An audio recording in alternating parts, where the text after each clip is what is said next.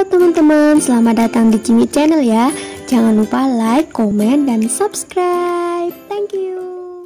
Assalamualaikum sahabat Cimi, jumpa lagi di Cimi Channel ya. Kali ini Cimi akan ngebahas soal-soal TKP dengan tips and trick yang oke dan keren ya sahabat Cimi. Nantinya otomatis kalian bisa ngerjain soal TKP ini dengan cepat dan tepat. Langsung aja ke soal yang pertama. Saya telah mempersiapkan diri saya dengan baik sebelum melakukan presentasi di kantor besok pagi. Maka sikap yang harus saya lakukan adalah, nah di sini sahabat Cimi terdapat kata mempersiapkan diri, telah mempersiapkan diri ya. Otomatis dia memiliki sikap semangat berprestasi ya sahabat Cimi. Jadi nanti jawabannya yang berhubungan dengan optimisme, antusiasme, suka tantangan, dan terus belajar. Loh, yang mana Cim? Antara A sampai E, yuk kita telah satu-satu ya. Untuk yang A, saya yakin besok pagi presentasi saya akan berjalan dengan baik, namun saya tetap mempersiapkan diri dengan maksimal. Nah, ini benar ya sahabat Cimi, karena terdapat unsur optimisme dan terus belajar. Yang B, meski begitu saya cemas. Nah ini aja gak usah dipilih ya sahabat Cimi. Kalau saya cemas ini kan menunjukkan sikap yang tidak optimis, yaitu sikap pesimis. Jadi langsung aja kita coret, tidak usah dipilih karena menghabiskan waktu kalau kita baca sampai selesai. Saya pasrah jika ada suatu kendala. Nah ini juga salah. Tidak mungkin presentasi saya tidak lancar. Nah ini mengarah ke sedikit sombong ya sahabat Cimi. Jadi ini salah ya sahabat Cimi. Nah tapi mungkin saja presentasi saya terganggu dengan hal lain. Ini juga salah, keburu berpikiran buruk ya sahabat Cimi. Jadi nggak boleh. Jadi kalau misal ada soal tentang semangat berprestasi, nanti pasti jawabannya berhubungan dengan optimisme, antusiasme, suka tantangan, dan terus belajar. Next ya.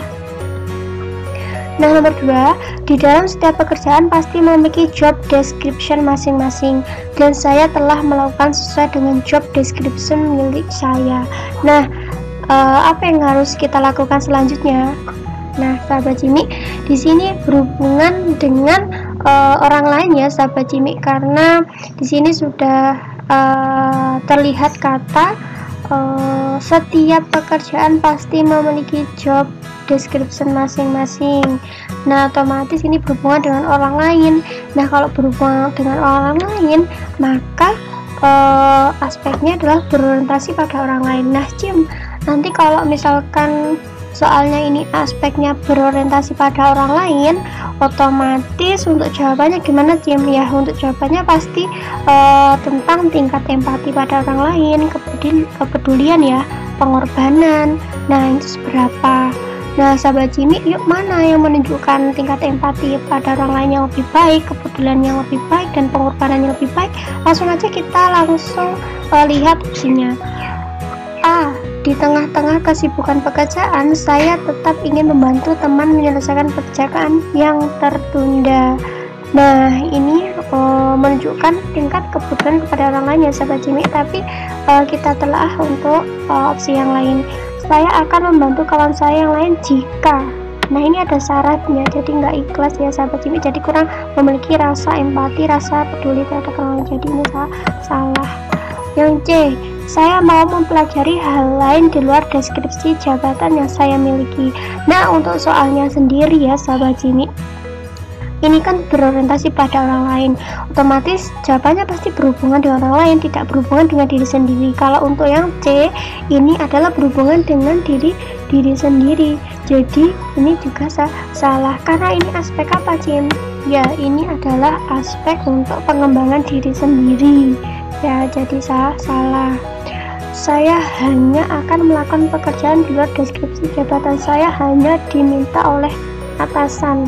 Salah juga ya sahabat Cimi, ini tidak menunjukkan bahwasanya pekerja ini memiliki sikap berorientasi pada orang lain. Yang E, enggan berkontribusi lebih dari apa yang telah dikerjakan saat ini. Ini juga salah, tidak memiliki sikap berorientasi pada orang lain. Nah sekarang nomor 3 ya sahabat Cimi, Doni adalah seorang karyawan yang rajin, namun apa yang akan terjadi pada masa mendatang karena tak ada yang tahu. Nah ini adalah sebuah pertanyaan yang meminta pandangan kita terhadap seorang Doni ya sahabat Jimmy. Nah, kalau Doni merupakan karyawan yang rajin, otomatis dia memiliki semangat berprestasi ya sahabat Jimmy. Dia selalu melakukan yang terbaik, apa yang dia bisa ya. Oke, nah nanti jawabannya gimana Jim?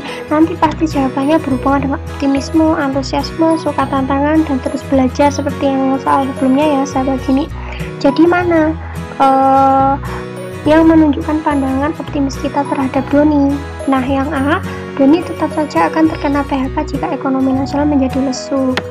Nah, ini adalah bukan pandangan optimis ya sahabat Jimmy, jadi salah.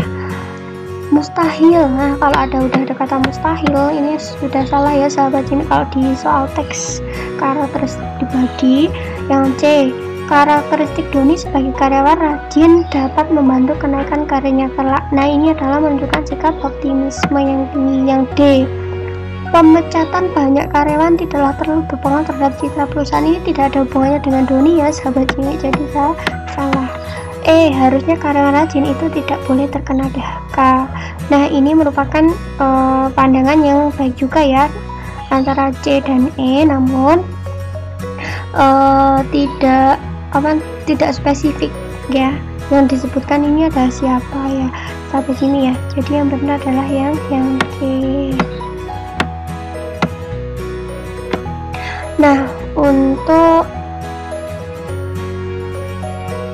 Nah, sekarang nomor 4 ya sahabat Jimmy. Kinerja organisasi berjalan cukup efisien, namun pimpinan terkesan mengontrol situasi dengan sangat ketat. Sikap saya adalah, nah ini yang diminta adalah suatu pandangan kita, suatu kreativitas dan inovasi kita ya sahabat Jimmy terhadap permasalahan ini. Jadi ini adalah mengandung prinsip kreativitas dan inovasi ya. Lalu nanti jawabannya gimana Jim? Nanti jawabannya adalah perihal tentang thinking out on the box. Jadi kita itu diminta untuk mencari ide yang kreatif, inovatif, yang di luar ibaratnya tidak dipikirkan orang lain tapi dipikirkan oleh kita sendiri ya sahabat Jimmy. Langsung aja kita langsung ke yang A, opsi yang A, tidak bertindak apapun. Nah, ini sudah nggak usah dibaca sampai selesai, pasti salah ya sahabat Jimmy. Yang B, mengusahakan keterlibatan pegawai dalam pengambilan keputusan. Jadi ini salah, langsung ke finally, pada akhirnya ya sahabat Jimmy. Tidak melalui prosesnya terlebih dahulu, pegawainya tidak disuruh ngapain, bekerja apa ya secara spesifik seperti itu.